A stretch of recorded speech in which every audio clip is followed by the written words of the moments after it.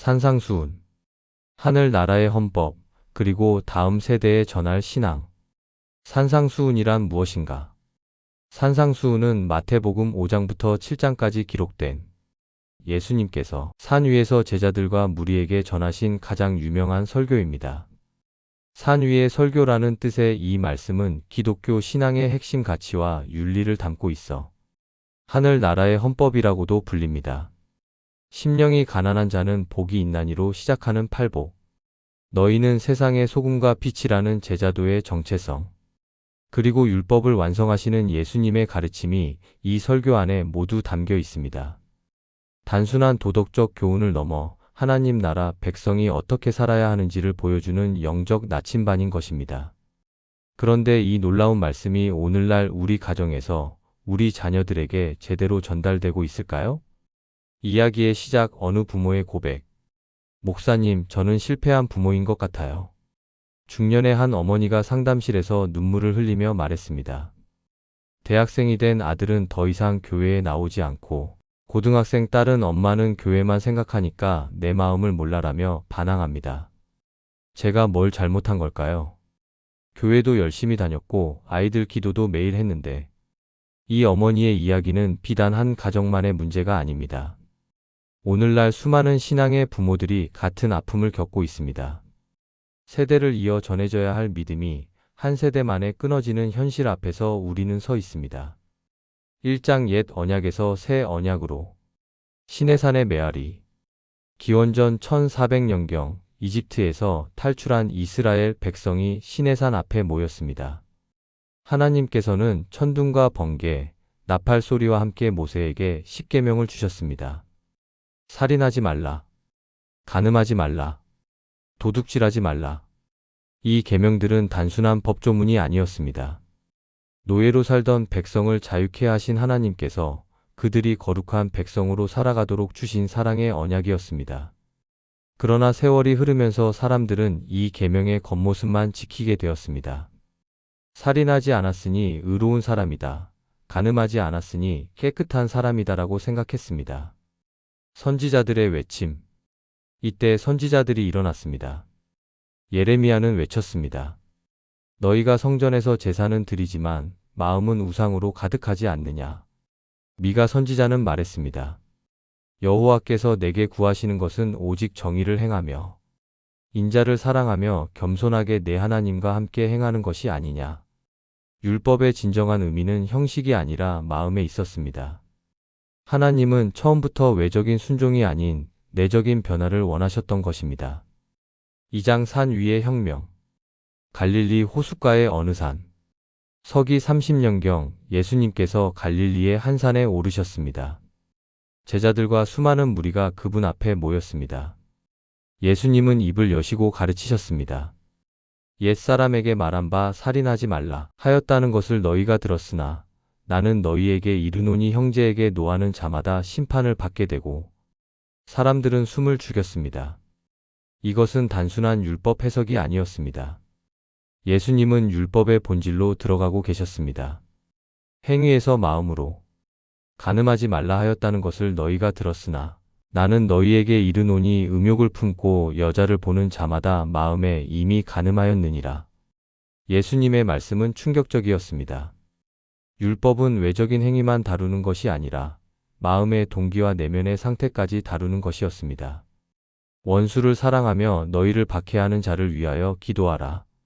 이것은 인간의 노력으로는 불가능한 명령이었습니다. 그러나 이것이 바로 하나님 나라의 가치였습니다. 새 언약은 단순히 행위를 규제하는 것이 아니라 성령님의 능력으로 마음을 변화시키는 것이었습니다. 율법의 완성. 내가 율법이나 선지자를 폐하러 온 줄로 생각하지 말라. 폐하러 온 것이 아니요 완전하게 하려 함이라. 예수님은 율법을 폐기하신 것이 아니라 완성하셨습니다. 구약이 예표로 보여주었던 것을 신약에서 실체로 드러내신 것입니다. 시내산의 율법이 갈릴리의 산상수훈으로 완성된 것입니다. 3장 오늘의 전쟁터. 21세기의 영적 괴물. 현대 한국 사회, 서울의 한 아파트. 새벽 6시 중학생 민준이의 알람이 울립니다. 학교 가기 전 인강을 들어야 합니다. 저녁 10시까지 학원을 돌고 집에 와서는 밤 12시까지 숙제를 합니다. 민준아, 이번 주 수요일에 교회 가자. 엄마, 시간 없어요. 시험 준비해야 해요. 민준이의 어머니는 한숨을 쉽니다. 불과 몇 년 전까지 찬양을 좋아하고 기도를 즐거워하던 아이가 언제부턴가 신앙이 시간 낭비가 되어버렸습니다. 입시라는 우상. 고등학생 은지는 더 솔직합니다. 엄마, 솔직히 하나님보다 스카이가 더 중요해요. 좋은 대학 못 가면 인생 끝이잖아요.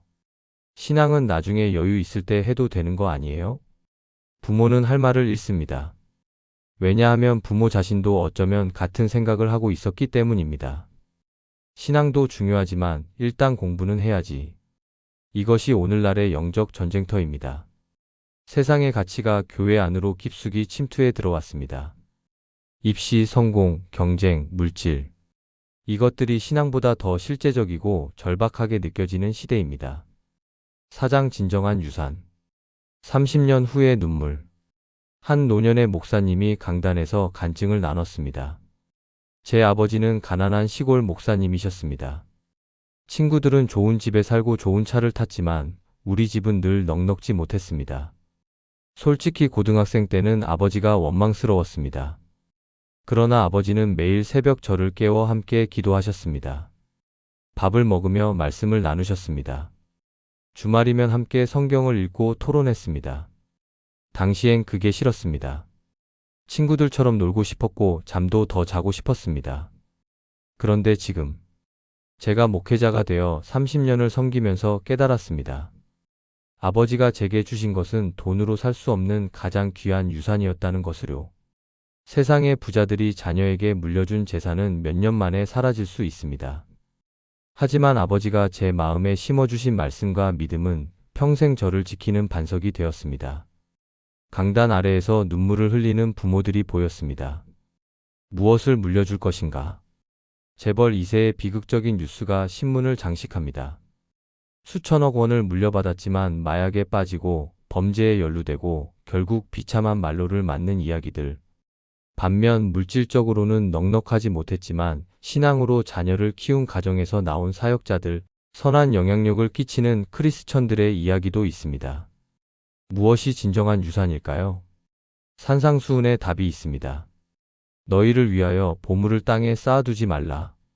오직 너희를 위하여 보물을 하늘에 쌓아두라. 5장 지금 시작하는 신앙 전수. 식탁에서 시작되는 변화. 은혜 집사 가정의 변화는 작은 결단에서 시작되었습니다.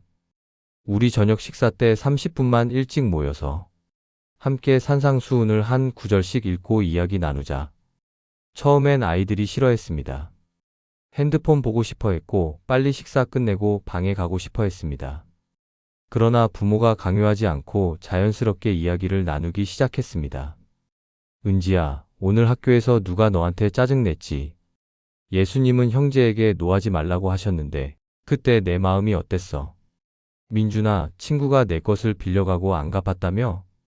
예수님은 억지로 오리를 가게 하면 십리를 가라고 하셨는데 이게 무슨 뜻일까? 말씀이 삶이 되는 순간 몇 달이 지나자 변화가 일어나기 시작했습니다. 어느 날 민준이가 말했습니다. 엄마, 오늘 산상수훈에서 읽은 거 기억나요? 원수를 사랑하라고 하신 거. 나 오늘 그걸 실천해 봤어요. 날 괴롭히던 애가 체육 시간에 다쳤는데 내가 보건실까지 데려다 줬어요. 처음엔 억지로 했는데 하고 나니까 마음이 좋더라고요. 은지는 일기장에 썼습니다. 오늘 성경 말씀처럼 살려고 노력했다. 쉽지 않았다. 하지만 예수님이 함께 계시는 것 같았다. 40년 후를 준비하는 오늘. 은혜 집사는 기도합니다. 하나님, 제가 아이들에게 집을 물려주지 못해도 괜찮습니다. 좋은 차를 사주지 못해도 괜찮습니다. 다만 이 산상수훈의 말씀이 아이들의 마음에 깊이 새겨지게 해주세요. 30년, 40년 후에 아이들이 저를 떠올릴 때 우리 엄마는 우리에게 세상에서 가장 귀한 것을 주셨다고 고백하게 해주세요. 사랑하는 성도 여러분, 우리에게 주어진 시간은 길지 않습니다. 자녀들은 빠르게 자라고 어느새 우리 곁을 떠납니다. 그때 후회하지 마십시오. 지금 시작하십시오. 오늘 밤 저녁 식탁에서 자녀와 함께 마태복음 5장을 펴십시오. 심령이 가난한 자는 복이 있나니. 이 말씀을 함께 읽으며 이야기를 나누십시오. 어렵고 거창하게 할 필요 없습니다. 그냥 자연스럽게 오늘 하루 있었던 일과 연결해서 이야기하십시오. 산상수훈은 단순한 고대 문서가 아닙니다. 이것은 지금 이 순간 우리의 삶을 변화시키는 살아있는 하나님의 말씀입니다.